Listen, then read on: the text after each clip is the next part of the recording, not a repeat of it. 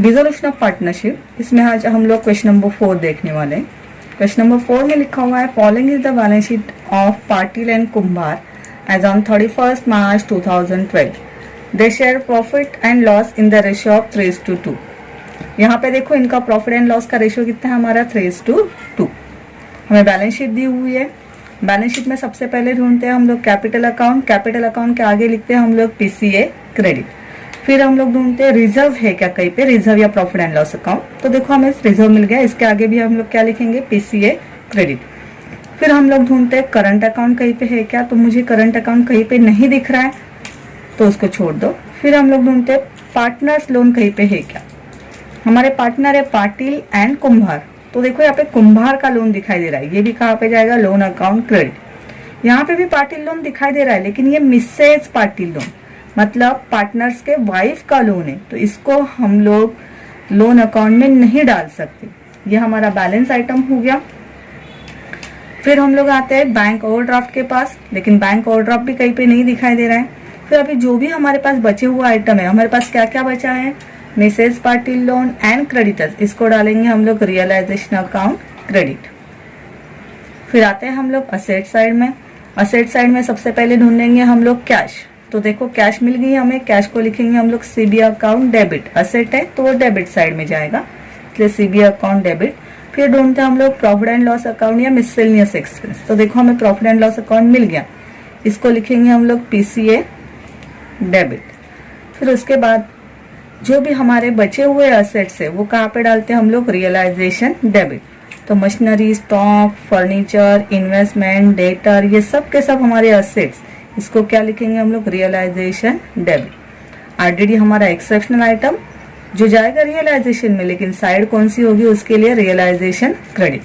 और डेटर्स के हमेशा हम लोग आउटर कॉलम के अमाउंट कैंसिल कर देते हैं, सिर्फ इनर कॉलम के अमाउंट हम लोग दोनों देखेंगे।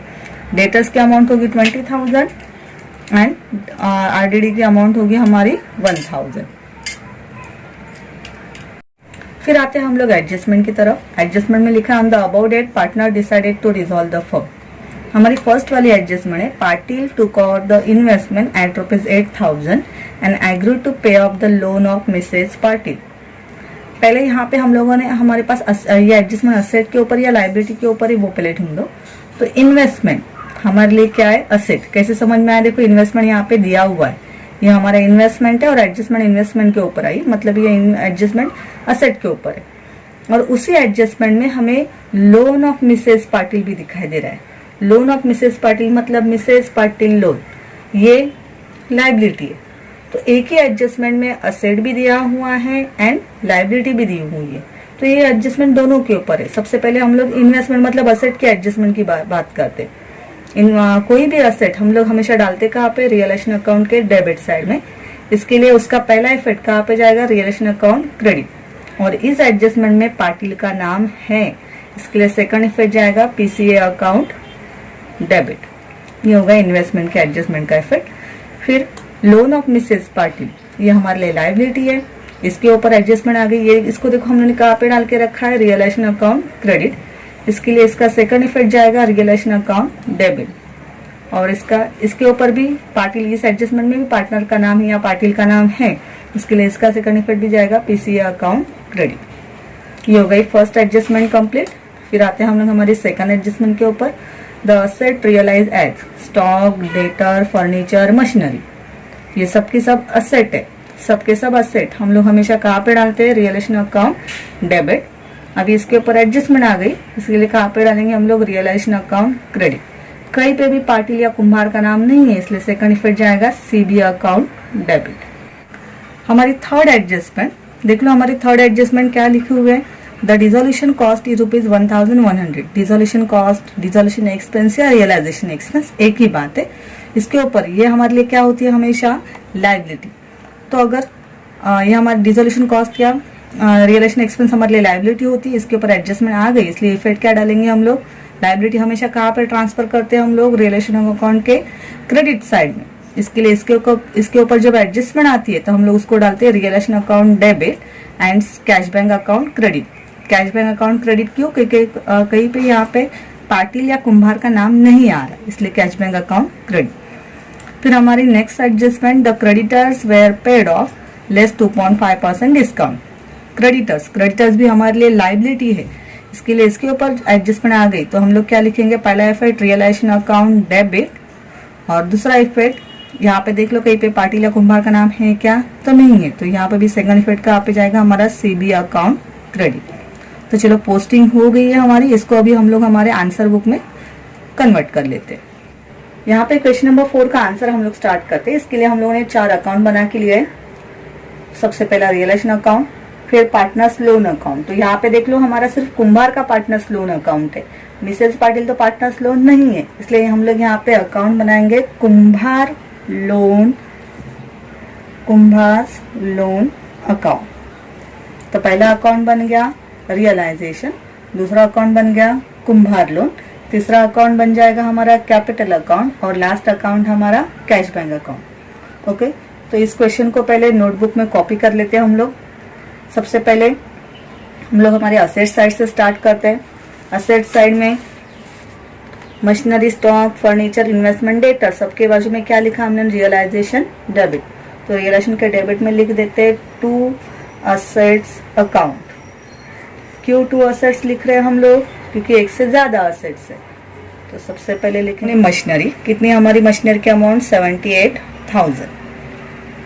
फिर हम लोग लिखेंगे स्टॉक की अमाउंट है 46,000। फिर फर्नीचर 14,000, इन्वेस्टमेंट 10,000 और डेटर्स 20,000। याद रखो डेटर्स की हम लोग इनर कॉलम की अमाउंट लेते ना आउटर कॉलम की। डेटर्स लिख लिया हम लोगों ने 20,000। इसके बाद देखो आर डेबिट वाला कोई भी आइटम नहीं है। इसके नीचे है हमारी आरडीडी का हम लोग डालते हैं रियलाइजेशन अकाउंट के क्रेडिट साइड में, इसलिए उसको लिख दिया हम लोगों ने बाय आरडीडी। ये अकेला आइटम है, इसके लिए इसकी अमाउंट जाएगी आउटर कॉलम में 1,000।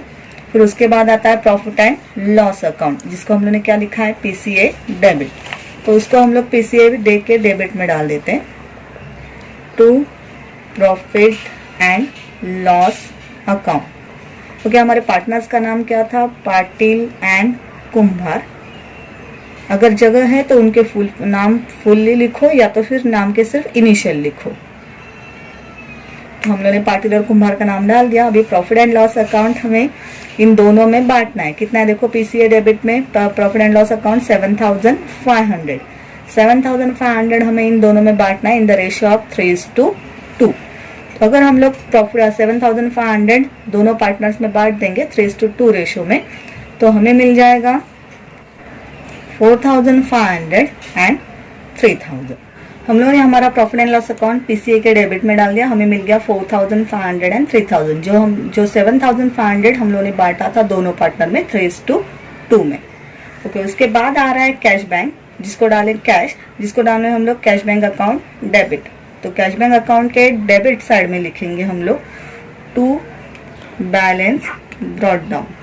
क्यों बैलेंस ब्रॉट डाउन लिखा जाता है, क्योंकि कैश आइटम का नाम क्या है, कैश, और अकाउंट का नाम क्या है, कैश बैंक, सेम ही नाम आ रहा है, इसलिए हम लोग यहाँ पे टू बैलेंस ब्रॉट डाउन लिखेंगे।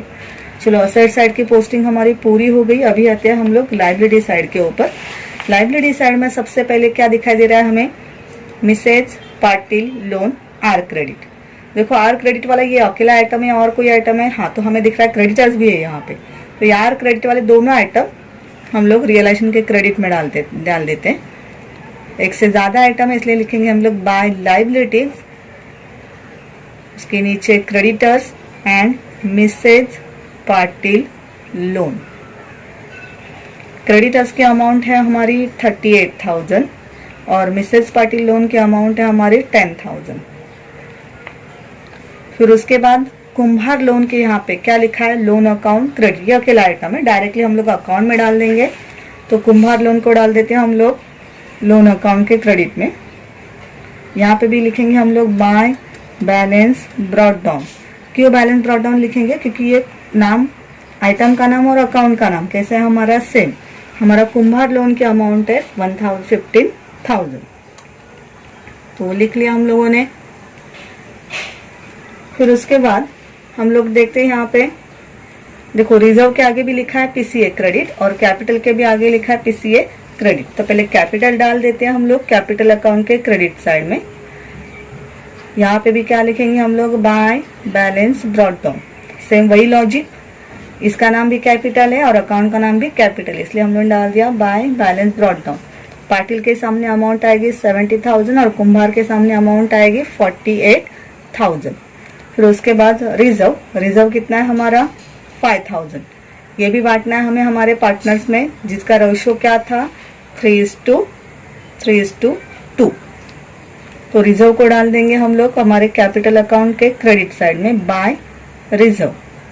कितना बांटना है हमें 5,000। अगर 5,000 3:2 में हम लोग बांटेंगे तो अमाउंट आ जाएगी 3,000 एंड 2,000। ओके, तो चलो ये हो गया हमारा पूरी पोस्टिंग कंप्लीट। अभी आते हैं हम लोग एडजस्टमेंट की तरफ। सबसे पहली एडजस्टमेंट, जहाँ पे इन्वेस्टमेंट को हम लोग ने अंडरलाइन करके रखे और ऊपर इफेक्ट लिख के रखा है are credit PCA debit, realisation की क्रेडिट और कैपिटल की डेबिट। तो रियलाइजेशन में क्रेडिट में हम लोग लिखेंगे कैपिटल का नाम और कैपिटल में लिखेंगे हम लोग रियलाइजेशन का नाम। ओके, लेकिन देखो यहाँ पे कैपिटल किसका कैपिटल है, ये पाटिल का कैपिटल, क्योंकि इस एडजस्टमेंट में पाटिल का नाम है। तो यहाँ पे लिखेंगे हम लोग by Patil capital account. Realisation में इसे कुछ लिखने की जरूरत नहीं है। क्या है इसका नाम, यह एडजस्टमेंट किसके ऊपर है, इन्वेस्टमेंट के ऊपर। तो हम लोगों ने ब्रैकेट में लिख दिया इन्वेस्टमेंट। कितनी है इन्वेस्टमेंट की अमाउंट 8,000। तो यहाँ पे अमाउंट गई 8,000। रियलाइजेशन में भी सिर्फ पाटिल में अमाउंट गई 8,000, कुंभार में कुछ नहीं डाला हम लोगों ने। चलो, तो इन्वेस्टमेंट के ऊपर की एडजस्टमेंट कंप्लीट हो गई। अभी उसी एडजस्टमेंट में आगे बढ़ते हैं हम लोग। तो यहाँ पे एडजस्टमेंट है लोन ऑफ मिसेस पाटिल, जिसके ऊपर हम लोगों ने लिख के रखा है are debit and PCA credit. फिर से एक बार, रियलाइजेशन के डेबिट में 2 लिखेंगे और कैपिटल के क्रेडिट में बाय लिखेंगे। रियलाइजेशन के क्रेडिट में क्या लिखेंगे हम लोग, 2 Patil capital account. Patil capital ही क्यों लिखा हम लोगों ने, क्योंकि एडजस्टमेंट देख लो यहाँ पे पाटिल का ही नाम है, कुंभार का नाम कहीं पे नहीं है, इसलिए हम लोगों ने लिखा है 2 पाटिल कैपिटल अकाउंट। और यहाँ पे लिखेंगे हम लोग बाय रियलाइजेशन अकाउंट। क्या था ये एडजस्टमेंट किसके ऊपर थी, लोन ऑफ मिसेज पाटिल। तो यहाँ पे भी नीचे लिखेंगे हम लोग लोन ऑफ मिसेज पाटिल या मिसेज पाटिल लोन। कितनी है लोन ऑफ मिसेज पाटिल की अमाउंट, तो यहाँ पे देखो उन्होंने कुछ अमाउंट ही नहीं दी हमें। जैसे इन्वेस्टमेंट की अमाउंट दी थी 8,000, वैसे लोन ऑफ मिसेज पाटिल की अमाउंट ही कहीं पे नहीं है। तो हम लोग क्या करेंगे, यहाँ पे क्रेडिट साइड में देखेंगे कितनी है इसकी अमाउंट 10,000। तो यहाँ पे भी हम लोग क्या डाल देंगे, अमाउंट डाल देंगे 10,000। सेम, तो जहाँ पे हमारा पाटिल का अकाउंट क्रेडिट में जा रहा है वहां पे भी पाटिल में कितनी अमाउंट डालेंगे हम लोग 10,000। यहाँ पे लिखना है तो लिख सकते हैं हम लोग। ये किसकी एडजस्टमेंट थी, मिसेज पाटिल लोन की एडजस्टमेंट थी। और ये किसके ऊपर एडजस्टमेंट थी, हमारी इन्वेस्टमेंट के ऊपर। तो चलो, हमारी फर्स्ट एडजस्टमेंट कंप्लीट हो गई। अभी आते हैं हम लोग सेकंड एडजस्टमेंट के ऊपर, जिसके ऊपर हमने क्या लिख के रखा है, आर क्रेडिट सीबी डेबिट। तो रियलाइजेशन के क्रेडिट में और सीबी के डेबिट में। रियलाइजेशन के क्रेडिट में नाम लिखेंगे हम लोग बाय कैश बैंक अकाउंट और कैश बैंक में नाम लिखेंगे हम लोग 2 रियलाइजेशन अकाउंट। ओके, तो यहाँ पे देख लो असेट कितने हैं हमारे, यहाँ पे बहुत सारे असेट है, स्टॉक है, डेटर है, फर्नीचर है, मशीनरी है। तो यहाँ पे एक से ज्यादा असेट है, इसलिए इसको अंडरलाइन करेंगे और एक के नीचे एक सब असेट हम लोग लिख देंगे। Stock, debtors, furniture, machinery. Stock की अमाउंट जा रही है हमारी 45,000, डेटर्स की अमाउंट जा रही है हमारी 18,500, फर्नीचर की अमाउंट 14,500, मशीनरी की अमाउंट 75,000। रियलाइजेशन अकाउंट, यहाँ पे हमें डिटेलिंग देने की जरूरत नहीं, हम लोग सिर्फ लिखेंगे यहाँ पे असेट्स रियलाइज और अमाउंट में डाल देंगे हम लोग इनकी टोटल। तो इनकी टोटल आ रही है हमारी 1,53,000। यही टोटल हम लोग कैश बैंक के डेबिट में भी लिख देंगे, जहाँ पे हम लोग लिख के रखा है to realisation account asset realise. तो इस तरह से हमारी सेकंड एडजस्टमेंट कंप्लीट हो गई। अभी आते हैं हम लोग हमारे थर्ड एडजस्टमेंट के ऊपर, जहाँ पे लिखा है द डिसोल्यूशन कॉस्ट इज ₹1100 और हम लोग ने इफेक्ट लिख के रखा है आर डेबिट सीबी क्रेडिट। तो आर के डेबिट में और सीबी के क्रेडिट में हम लोग डाल देंगे। सीबी के क्रेडिट में हम लोग डालेंगे रियलाइजेशन का नाम कैश बैंक के क्रेडिट में, और रियलाइजेशन में डाल देंगे हम लोग कैश बैंक का नाम। एक दूसरे का नाम डालते हैं ना हम लोग, रियलाइजेशन में डाल दिया कैश बैंक का नाम, कैश बैंक में डाल दिया रियलाइजेशन का नाम। एडजस्टमेंट का नाम क्या था वहां पर दिया था उन्होंने, डिसोल्यूशन कॉस्ट या डिसोल्यूशन एक्सपेंस, वही डाल देंगे। एक ही अमाउंट है तो आउटर में जाएगी हमारी, यहाँ पे भी आउटर में जाएगी। यहाँ पे भी आपको लिखना है तो लिख सकते हैं डिसोल्यूशन कॉस्ट या डिसोल्यूशन एक्सपेंस। तो चलो हमारी यहाँ पे थर्ड एडजस्टमेंट हो गई कंप्लीट। अभी आते हैं हम लोग फोर्थ एडजस्टमेंट के ऊपर। यहाँ पे क्या लिखा है, the creditors were paid off less 2.5% discount. ठीक है, इफेक्ट डालने वाले हम लोग आर डेबिट सीबी क्रेडिट। तो रियलाइजेशन के डेबिट में क्या लिखेंगे हम लोग, टू कैश बैंक, क्योंकि सेकंड इफेक्ट कहाँ पे डालना है, कैश बैंक में ना, इसलिए रियलाइजेशन में लिखेंगे हम लोग टू कैश बैंक, और कैश बैंक में लिखेंगे हम लोग बाय रियलाइजेशन। रियलाइजेशन की डेबिट एंड कैश बैंक की क्रेडिट, एक दूसरे का नाम डाल दिया हम लोगों ने। नीचे लिखेंगे हम लोग यहाँ पे क्रेडिटर्स, यहाँ पे भी लिखना है तो लिख सकते हैं हम लोग क्रेडिटर्स। ओके, अभी एडजस्टमेंट जरा ध्यान से देखना। तो यहाँ पे क्या लिखा है, the creditors were paid off less 2.5% discount. Creditors को पेड करना है, लेकिन किसके ऊपर, 2.5% डिस्काउंट के ऊपर। तो पहले हम लोग क्रेडिटर्स के ऊपर ये 2.5% निकाल के लेते हैं। यहाँ पे हम लोग वर्किंग नोट करते हैं, डिस्काउंट ऑन क्रेडिटर्स। तो यहाँ पे देख लो हमारे क्रेडिटर्स की अमाउंट कितनी थी, 38,000 थी क्रेडिटर्स की अमाउंट, वो हम लोगों ने लिख लिया 38,000। उसके ऊपर कितना परसेंट का डिस्काउंट यहाँ पे बोला है हम लोगों को, 2.5%। तो 2.5% हम लोगों ने कैलकुलेट करेंगे। तो 38,000 के ऊपर 2.5% आ रहा है 950। तो हमें डिस्काउंट मिल गया, कितना आ गया हमारा डिस्काउंट, 950। तो अभी हम लोग क्या करेंगे, यहाँ पे हमारे क्रेडिटर्स की अमाउंट कितनी दिखाई दे रही है, 38,000। उसमें से हम लोग हमारा डिस्काउंट क्या करेंगे, माइनस। डिस्काउंट हमेशा माइनस ही करना है हमें। डिस्काउंट उन्होंने परसेंटेज में दिया था, वो हम लोगों ने कैलकुलेट किया, फिर उसको हम लोग क्या करेंगे, क्रेडिटर्स के एक्चुअल अमाउंट से माइनस। 38,000 में से अगर 950 हम लोगों ने माइनस कर दिया तो हमें मिल जाएगा 37,050। इसका सेकंड इफेक्ट जाएगा कैश बैंक अकाउंट के क्रेडिट साइड में, जहाँ पे हमने लिख के रखा है बाय रियलाइजेशन अकाउंट क्रेडिटर्स। तो इस तरह से हमारी फोर्थ एडजस्टमेंट भी कंप्लीट हो गई। अभी हम लोग सब अकाउंट्स क्लोज करेंगे। सबसे पहले क्लोज होगा हमारा रियलाइजेशन अकाउंट, लेकिन उसके पहले हम लोग देखते हैं कि हमारी सबके सब अमाउंट आउटर में आई है क्या। तो देख लो 38 + 10 48, यहाँ पे तो हो गया, ये तो आउटर में, इसकी भी अमाउंट आउटर में है। यहाँ पे देखो इसकी अमाउंट आउटर में नहीं है हमारे पास, तो इसकी हम लोग टोटल करेंगे। अगर इसकी टोटल हम लोग कर लेंगे तो हमें मिल जाएगा 1,68,000। ओके, तो चलो यहाँ पे हम लोग अकाउंट्स क्लोज करते हैं, लेकिन क्लोज करने से पहले एक हिडन एडजस्टमेंट हमें हमेशा देखनी है।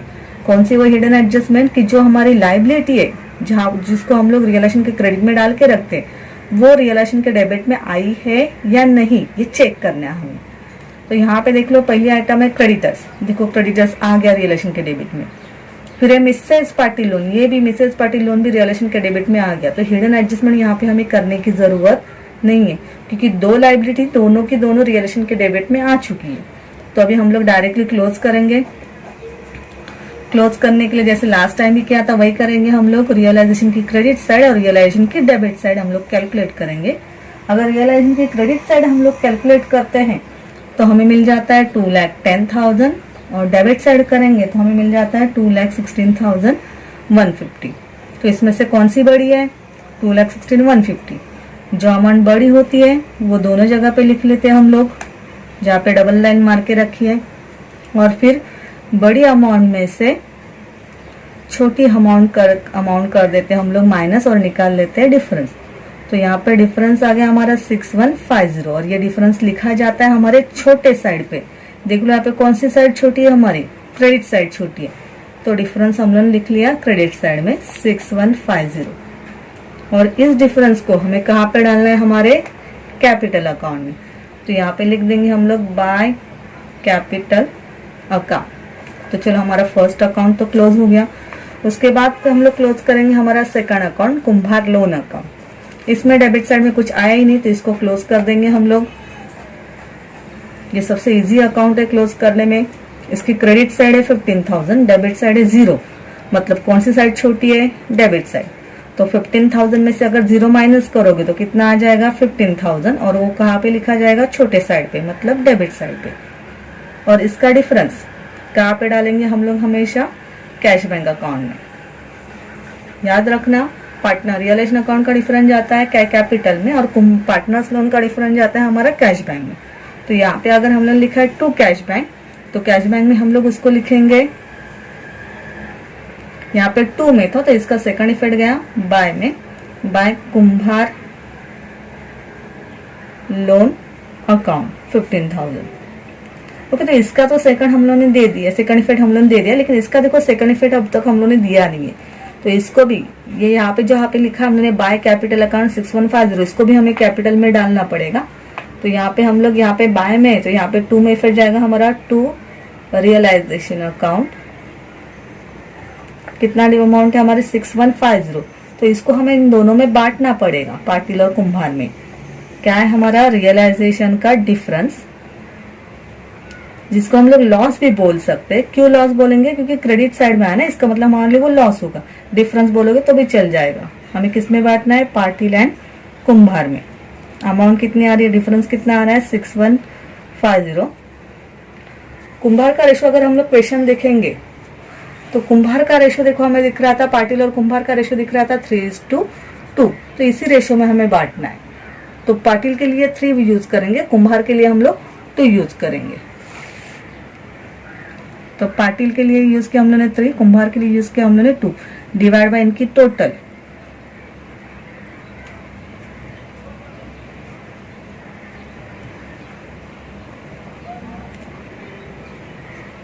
अगर इसको 5 से डिवाइड करोगे तो आ जाएगा 1230। 1230 इंटू 3 करने के बाद आ जाएगा 3690, और यहाँ पे मिल जाएगा हमें 2460। तो रियलाइजेशन का जो 6150 डिफरेंस आया था वो बढ़ गया दोनों पार्टनर में, 3690 2460। तो यहाँ पे हम लोग उसको लिख देते हैं 3690 एंड 2460। तो चलो ये भी कंप्लीट हो गया हमारा। इसका देखो सेकंड इफेक्ट गया हमारा, ये 15,000 का भी सेकंड इफेक्ट चला गया। तो दोनों अकाउंट प्रॉपर क्लोज हो गए। आगे अभी आएंगे हम लोग थर्ड अकाउंट की तरफ, पाटिल एंड कुंभार। इनके अकाउंट हमें क्लोज करने। सबसे पहले पाटिल का अकाउंट क्लोज करते हैं। यहाँ पे ध्यान से देखोगे तो समझ में आएगा, यहाँ पे टोटल है 70 + 10 + 3 मतलब 83,000। और ये साइड तो छोटी दिख रही है हमें, मतलब बड़ी साइड कौन सी है, क्रेडिट। तो 70 + 10 + 3 मतलब 83,000 दोनों जगह पे लिखेंगे हम लोग। इसमें भी देख लो 48 + 2 50,000, और यहाँ पे तो 50,000 से अमाउंट छोटी है, मतलब इसकी भी बड़ी अमाउंट कौन सी है, 50,000। दोनों की भी क्रेडिट साइड अमाउंट बड़ी है, मतलब डेबिट साइड क्या होगी हमारी छोटी। तो हम लोग इस 83 में से एक तीनों अमाउंट क्या कर देंगे, माइनस, और हमें डिफरेंस मिल जाएगा 66,810। वैसे ही 50,000 में से ये दो अमाउंट अगर हम लोग माइनस कर देंगे तो हमें डिफरेंस मिल जाएगा 44,540। इस डिफरेंस को हम लोगों को कहाँ पे डालना है, हमारे नेक्स्ट अकाउंट में, जिसका नाम है टू कैश बैंक अकाउंट या सिर्फ टू बैंक अकाउंट। तो यहाँ पे टू बैंक अकाउंट हम लोगों ने लिख लिया। अभी उसको यहाँ पे 2 में डिफरेंस आया तो इसको हम लोग कहाँ पे डालेंगे, हम लोग बाय में। यहाँ पे लिखेंगे हम लोग बाय कैपिटल अकाउंट। सबसे पहले पार्टनर का नाम क्या था, पाटिल, जिसकी अमाउंट आ रही है 66,810, और दूसरा पार्टनर आ रहा है हमारा कुंभार, जिसकी टोटल आ रही है 44,540। इन दोनों को भी हमें टोटल करना पड़ेगा और उसको बाहर डालना पड़ेगा। अगर इनकी टोटल हम लोग कर रहे थे, इसकी अमाउंट आ रही है 1,11,350। तो चलो हमारा वैसे तो हमने आउटर में डाल दिया, अभी हमें इस अकाउंट के भी इस अकाउंट को भी क्लोज करना है। अगर हम लोग डेबिट साइड क्लोज करेंगे तो यहाँ पे मिल रहा है हमें 1,64,500, इन चारों अमाउंट की भी हमें टोटल करनी है। हमें याद रखना है कैश बैंक के बाद कोई भी अकाउंट नहीं है, मतलब ये अकाउंट हमारा क्या होना चाहिए, टैली। तो अगर इन चारों अमाउंट को ऐड कर दोगे तो तुम्हें वही मिल जाएगा 1,64,500, मतलब हमारा कैश बैंक अकाउंट टैली हो रहा है। हमारा यहाँ पे आंसर क्वेश्चन नंबर 4 का कंप्लीट हो गया।